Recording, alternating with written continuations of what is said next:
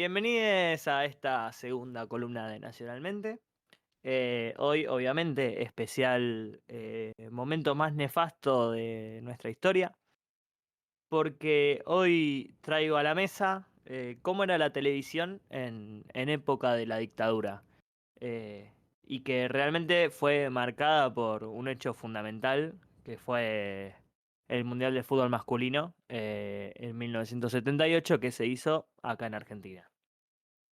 Eh, Primero vamos a situarnos en 1974, agosto, mediante un decreto de la entonces presidenta María Estela Martínez de Perón.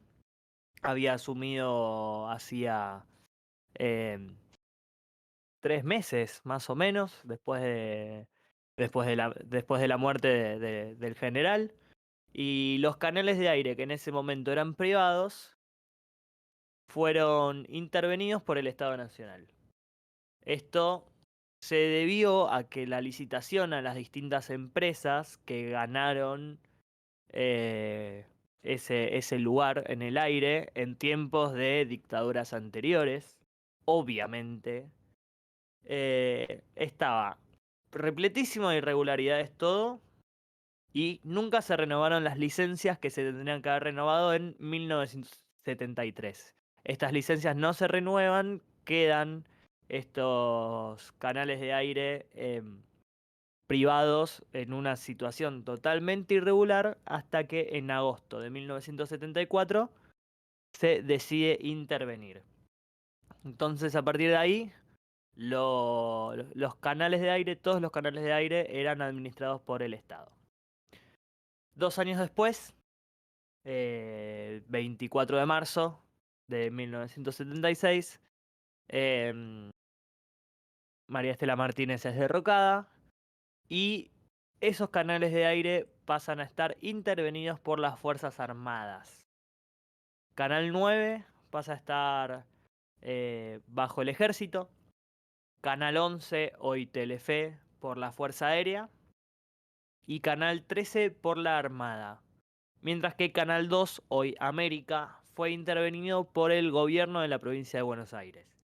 Eh, Algo similar a lo que pasaba con todas las estaciones privadas de las distintas provincias, que eran intervenidas por los gobiernos de dichos lugares. Eh, y bueno, con todo esto llega el momento más fuerte de la censura. Como mencionamos hace un rato con la música, bueno, figuras como Norma Leandro, Marilina Ross, Héctor Alterio, entre otras personas. Marilina Ross, que además fue censurada como actriz y como música. Héctor Alterio, entre otras figuras, fueron censurados y en muchos casos tuvieron que exiliarse por el riesgo a ser secuestrados y torturados. Em, en ese lapso de tiempo, la programación de estos canales se basaba mayormente en contenidos internacionales, sobre todo de Estados Unidos, y contenidos nacionales bastante naif, generalmente centrados en la familia y obviamente en las que se evitaba por todos los medios hablar de temas políticos. Llega 1978 y llega el gran cambio en la televisión argentina. eh, Argentina organiza el Mundial de Fútbol Masculino, eh, y se decidió a partir de este hecho transmitir los partidos a color. Ojo, solo para Buenos Aires. Se construyó lo que fue Argentina 78 Televisora, con edificio en Figueroa Alcorta y Tagle, lugar que hoy sigue existiendo y es la casa de la televisión pública argentina. Y luego del Mundial, al año siguiente, en 1979, Canal 7 pasa a ser Argentina Televisora Color, a quien yo calculo que todos, y díganme si no es así, conocemos como ATC, la famosa ATC. Bueno, ATC llegó en 1979. Sí, Santi. Ah, Durante el Mundial, obviamente, a ver, lo que se transmitía acá era efectivamente la transmisión oficial y lo que se transmitía al exterior. Em, o sea, lo que salía de Argentina 78 televisora era lo que iba a ser reproducido en todo el mundo porque era la transmisión oficial del mundial. Entonces, obviamente, lo que se hizo fue básicamente ocultarse el clima que se vivía.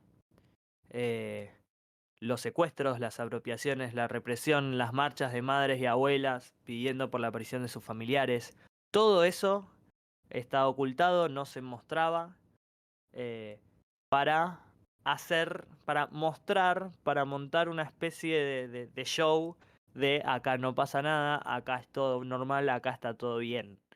Cuando claramente ya sabemos cuál era la realidad que se vivía en aquella época.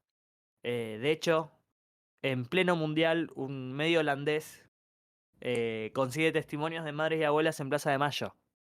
O sea, acá se ocultaba y un medio de afuera que vino a cubrir el mundial se encuentra con estos testimonios.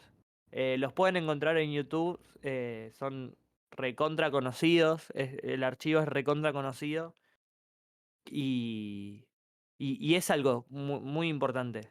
Como para entender también, yo creo que la mayoría de los que estamos acá, de los que están escuchando, no vivieron aquella época y es, bueno, entender un poco más qué fue, qué, qué tanta participación de los medios hubo realmente. Los canales de aire al estar intervenidos, obviamente, ocultaban absolutamente todo lo que pasaba. En 1980 se crea el Comité Federal de Radiodifusión, a lo que se conoce como CONFER, con el fin de controlar el funcionamiento de los medios. Básicamente, que no se escape ningún mensaje en contra del régimen. Eh, o sea, acá tiene que estar todo bien. Y todo pasaba por el Confer, y si el Confer decía esto no, eso no, y no se pasaba, ni nada. A la vez, era promulgado el decreto ley 22.285 de radiodifusión, recordemos, Congreso cerrado, sin actividad, y todas las leyes se sancionaban por decreto. Que básicamente decía quiénes podían tener un medio de comunicación y quiénes no. Eh, la ley fue modificada a lo largo de los años y recién fue derogada en 2009 con Cristina Fernández de Kirchner como presidenta. 1981 y 1982 se centró en contar historias de militares buenos, todo entre comillas, para que la gente no sea tan crítica con el gobierno de facto. Como que se mostraba de esto de por medio de historias que igualmente se metían en el medio personajes subversivos como el Martín Fierro, como Juana Zurduy, entre otros, pero pasaban desapercibidos entre otras historias. Em, y, y durante la Guerra de Malvinas, que esto también lo hablamos hace un rato con Minco, durante la Guerra de Malvinas se realizó una suerte de teletón. Se llamó 24 horas de Malvinas y el fin era juntar recursos para los soldados que fueron enviados a las islas. Em, Se recaudaron oficialmente 50 millones de dólares, pero ya saben, vaya uno a saber a dónde fue a parar esa guita, si realmente fue a parar allá. Exacto. Cosa de que lo más probable es que no. El Nosotros Teletón es estuvimos, al que se había bajado Virus ¿verdad? Claro, ese Y al el que que mismo. también estuvimos se hablando con bajaron Minko. los violadores, que siempre Claro. hubo un conflicto entre los violadores y Charlie Ujú. García, Eh, León sí. Gieco, etcétera. Ese mismo que bueno, que también que lo habíamos hablado hace un rato con Minko. Bueno, 1982, posguerra de Malvinas, dictadura más debilitada, por suerte, eh, porque había calado hondo todo lo que pasó en las Malvinas. Y hubo programaciones más jugadas. Por ejemplo, estaban Nosotros y los Miedos de Diana Álvarez o Compromiso de Rodolfo Jope y Alejandro Doria. eh, que bueno, se las jugaban un poquito más, que no eran tan naif, sino que tocaban temas un poco más fuertes. Eh, 10 de diciembre de 1983, asume la presidencia constitucional Alfonsín y finaliza la intervención de las Fuerzas Armadas. Y de a poco, esto es muy importante, la televisión se fue librando de la censura. Eh, no fue algo así de un día para el otro, de ya está, pueden participar todos. eh, Porque de hecho el decreto ley 22.285 no lo permitía. Eh, entonces fue algo que fue totalmente de a poco, totalmente escalonado y que llevó muchos años. En el medio, bueno, llegaron los 90 con las privatizaciones, pero eso es otra historia, eso es una historia para otro día. No sé si quieren agregar algo. Sí, yo em, quería decir, como estudiante de comunicación, me da mucha bronca a veces escuchar a mis compañeros, algunos de mis compañeros, que dicen que ya los medios de comunicación no tienen el mismo, la misma influencia o el mismo poder que tenían hace un par de años atrás.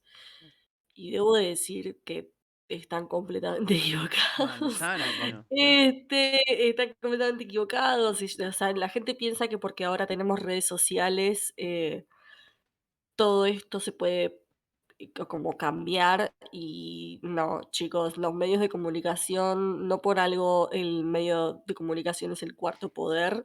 Este, realmente la prensa da una gran influencia, tiene un gran poder para manejar lo que tenga ganas de manejar, Sí, no cuando solo la tenga ganas de prensa, manejarlo. no solo la prensa, las propias producciones Mm. de ficción también.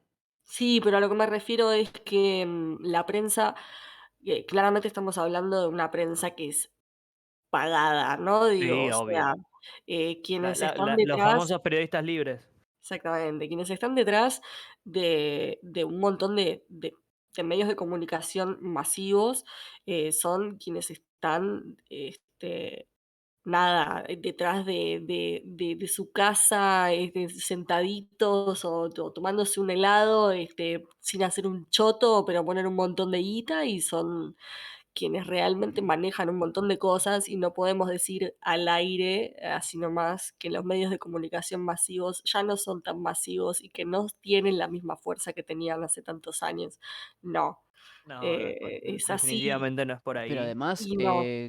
creo que no podemos omitir que las redes sociales, Internet se ha Mm, convertido en un medio de comunicación muy, muy grosso, que todavía sigue dejando un poquito de eso que la tele ya, eso que quizás las nuevas generaciones no le dan tanta bola a la tele, se sigue reproduciendo dentro de de las redes sociales. totalmente. Sí, Sí, sí. obvio, Pero nada, obviamente. me parece interesante como darnos cuenta de que realmente la importancia que tiene poder tener libertad de expresión adentro de un canal de televisión, adentro de un programa de radio, en un diario, es muy importante. Sí, hay un montón de diarios y canales de televisión que tienen atrás a las peores personas del país y las peores personas de otros países. Pero nada, hay que realmente prestarle atención a todo lo que vemos y escuchamos, más allá de que no todo el tiempo queremos estar prestando la atención y que queremos estar un poco más tranquilos y relajar la cabeza. Todo lo que escuchamos en la tele es por algo. De todo lo que los programas de noticieros hablan es por algo. Siempre de alguna manera buscan tener eh, un control sobre lo que va a pasar y lo que está pasando en nuestro país y en el mundo en general. Y nada, realmente es súper importante entender esto realmente que un medio de comunicación pueda llegar a tener una libertad en esta época parece como, sí, es re novedoso, pero no. Hay un montón de medios de comunicación que no pueden hablar de un montón de cosas en otros países y nosotros tenemos como, entre comillas, el privilegio de poder hacerlo en ciertos lugares a donde no hay ningún problema, pero nada, Sí, hay que mirar un poquitito más allá. sí, y bueno, capaz esta columna fue más centrada en la televisión, pero también es tener en cuenta que hay diarios que claramente, que esos sí eran privados, eh, que fueron cómplices de todo lo que pasó, que también Totalmente. ocultaban. Y ver eh, cómo esos mismos diarios hoy, porque siguen existiendo y sigue teniendo los mismos dueños, eh, cómo, cómo hoy tienen el tupé de callarse. Ujú. Sí, y son quienes crean realmente a los monstruos que tenemos de políticos sentados en ciertas bancas. No quiero Y decir nada, pero son los que los crean. Es así. sí, Hay que prestar atención a y, todo, a los diarios, a la tele, a todo, chicos. y lamentablemente son los formadores de opinión más grandes Ujú, que tiene este país. Ya saben de qué estamos hablando. No es necesario que lo digamos.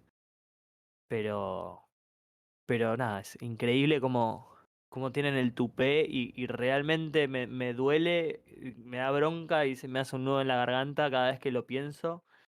eh, Porque el nunca más también es eso. Es, n- ujú, es nunca más apoyar a estos grandes medios que se plegaron absolutamente a la época más oscura a favor de los dictadores, a favor de los que desaparecían personas por pensar diferente. em, y es también entender eso. También entender eso, hacerse cargo y dejar de consumir. Dejar de consumir esos medios porque volvemos a dar la vuelta a la misma rueda, porque al fin y al cabo atrás están las mismas personas que estaban hace 40 años. Esto fue Nacionalmente. Gracias.